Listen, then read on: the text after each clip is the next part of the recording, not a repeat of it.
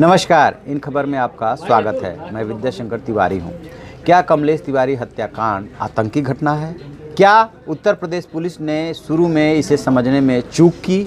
उत्तर प्रदेश के DGP OP Singh ने किस जल्दीबाजी में और कैसे कहा कि ये सिर्फ भड़काऊ बयान का नतीजा है, आतंकी घटना नहीं लग रही है? पुलिस को ऐसी क्या जल्दी थी? क्या उसने मॉडल को और जो इनकी मॉडस ऑपरेंडी है उसको समझने में भी चूक की है?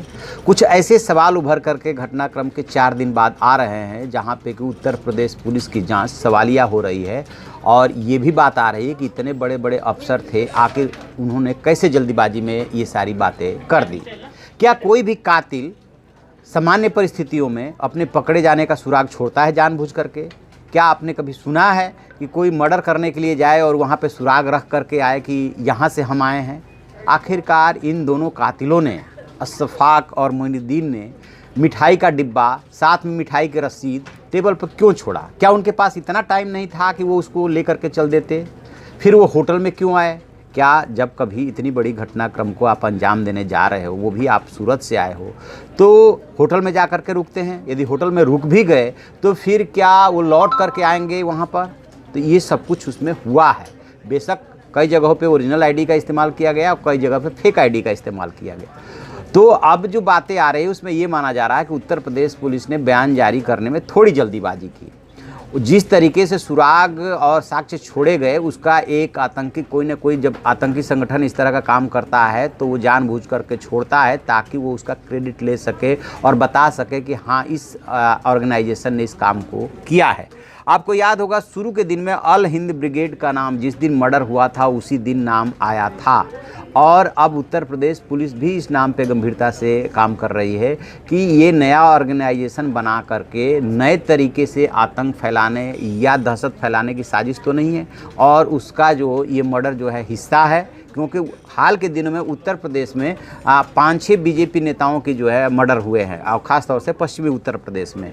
इसके बाद कमलेश तिवारी चूँकि थोड़ा ज़्यादा कट्टर थे और बोलते थे, बड़बोले थे मुस्लिमों को ख़ास तौर से लेकर के, तो उनको निशाना बनाने का अपना मकसद हो सकता है। 1 दिसंबर 2015 को जो उन्होंने बयान दिया था, उसके बाद का नतीजा पुलिस ये तो मान रही है कि भड़काऊ भाषण का नतीजा है, लेकिन सिर्फ जो बिजनौर के दोनों मौलवी हैं और उनके अभी तक उनका क्लियर नहीं हुआ है कि उनका इससे कितना लिंक है। बात इससे आगे जा रही है, बात इससे आगे ये जा रही है कि दुबई कनेक्शन और कोई ना कोई जो आतंकी संगठन है इसके पीछे उसका हाथ है। जैसे खुरासान ग्रुप है, तो कई बार क्या होता है कि आप सेल्फ मोटिवेटेड होते हैं और कई बार होता है कि किसी ग्रुप से आप मोटिवेशन ले रहे होते हैं।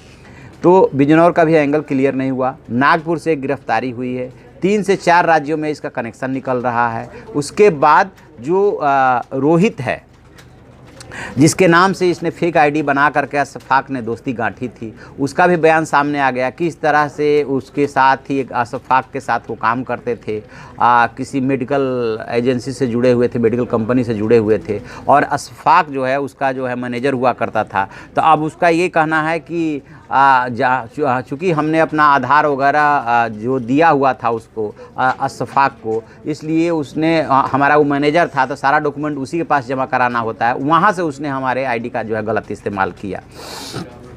तो ये 4-5 चीज़ें ऐसी है जो उत्तर प्रदेश पुलिस को भी अब सोचने पे मजबूर कर दिया है कि हमने जल्दीबाजी में बयान दिया, एक बात। दूसरी बात कि जितनी जल्दी सोच रहे थे गिरफ्तारी की, सूरत में 3 लोगों की गिरफ्तारी हो गई, उसके बाद इसी उत्तर प्रदेश में वो 4 दिनों से घूम रहे हैं। तो 2 ही चीज़ें हो सकती है कि एक तो वो नेपाल निकल गए, दूसरा ये कि शाहजहांपुर में जहाँ लास्ट लोकेशन मिली है उसके बाद से वो इसी उत्तर प्रदेश में है और पुलिस की इतनी कड़ी चौकसी है कि वो नहीं निकल पा रहे हैं। और सुनिए, प्रदेश के हर ज़िले में उनको लोकल सपोर्ट मिल रहा है। लोकल सपोर्ट इस लिहाज से कहा जा रहा है कि जिस इनोवा गाड़ी को उन्होंने लखीमपुर खीरी और पालिया से बुक कराया, वो गाड़ी बुक हुई थी कहाँ से? गुजरात से। और ड्राइवर के लिए किसने फ़ोन किया था? गुजरात से फ़ोन आया था। किसके? जिसकी गाड़ी थी उसके मालिक के पास, मालिक ने ड्राइवर को कहा। तो ये सारी चीज़ें ये साबित कर रही है कि जो भी ऑर्गेनाइजेशन है उसके जो है उत्तर प्रदेश में लोकल सपोर्ट मिल रहा है, एक बात। दूसरी बात कि सुराग यानी कि एविडेंस जानबूझ करके छोड़ा गया ताकि ये पता चल सके कि हाँ हमने मारा है।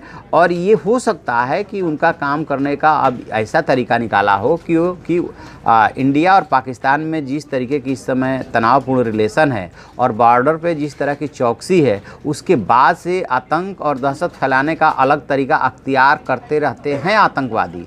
तो ये भी हो सकता है मुर्शिदाबाद की घटना, फिर पश्चिम बंगाल में ही महिला की घटना, उत्तर प्रदेश में लगभग आधा दर्जन बीजेपी नेताओं की हत्या। ठीक है वो छोटे लीडर्स हैं लेकिन उनकी छांट करके हत्या हुई है, उसमें भी किसके किसके नाम हैं, 2 मर्डर में मुस्लिमों के ही नाम आए हैं। तो ये सारी चीज़ें कहीं ना कहीं अब पुलिस जो है जोड़ करके अब देखने लगी है 4 दिन बाद।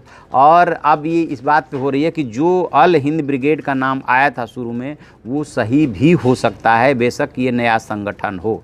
तो इस मामले में अब पुलिस को पहुंचना है असली कातिल तक, और वो कातिल इसी उत्तर प्रदेश में यदि घूम रहे, 80% चांसेज है कि यहीं पे घूम रहे, 20% चांसेज है कि वो नेपाल चले गए हों। तो जो शाहजहाँपुर में लास्ट लोकेशन मिला है और लास्ट जो फुटेज मिली है सीसीटीवी की, कि शाहजहाँपुर रेलवे स्टेशन के सामने जा कर के छोड़ना, फिर उनका बस अड्डे की तरफ जाना और फिर उसके बाद उनका पता न चलना। अब शाहजहाँपुर पुलिस भी जो है हाथ पैर मार रही है, लखीमपुर में भी तलाश किया जा रहा है, लखनऊ में भी तलाश किया जा रहा है, कानपुर में भी तलाश किया जा रहा है, लेकिन कहीं कुछ नहीं मिल रहा है। एक तरह से कातिलों तक पहुँचने में यूपी पुलिस अभी तक नाकाम है, मतलब खाली हाथ है। अब लिंक ढूंढिए और लिंक ढूंढने के बाद में अब देखते हैं कि क्या असल में निकल के आता है। लेकिन एक बात तो अब police officers of the record मानने लगे हैं कि थोड़ा सा उस बयान में जल्दीबाजी थी कि इसमें आतंकवादी घटना नहीं हो सकती, ये भड़काऊ भाषण से रिलेटेड है। ये बात अब थोड़ी सी आगे बढ़ती हुई सी दिख रही है। देखते हैं, जैसे ही कोई अपडेट मिलेगा हम आपको बताएंगे। आप देखते रहिए हमारा डिजिटल चैनल इन खबर। Thank you. इन खबर चैनल को सब्सक्राइब करें और बेल आइकन दबाना ना भूलें।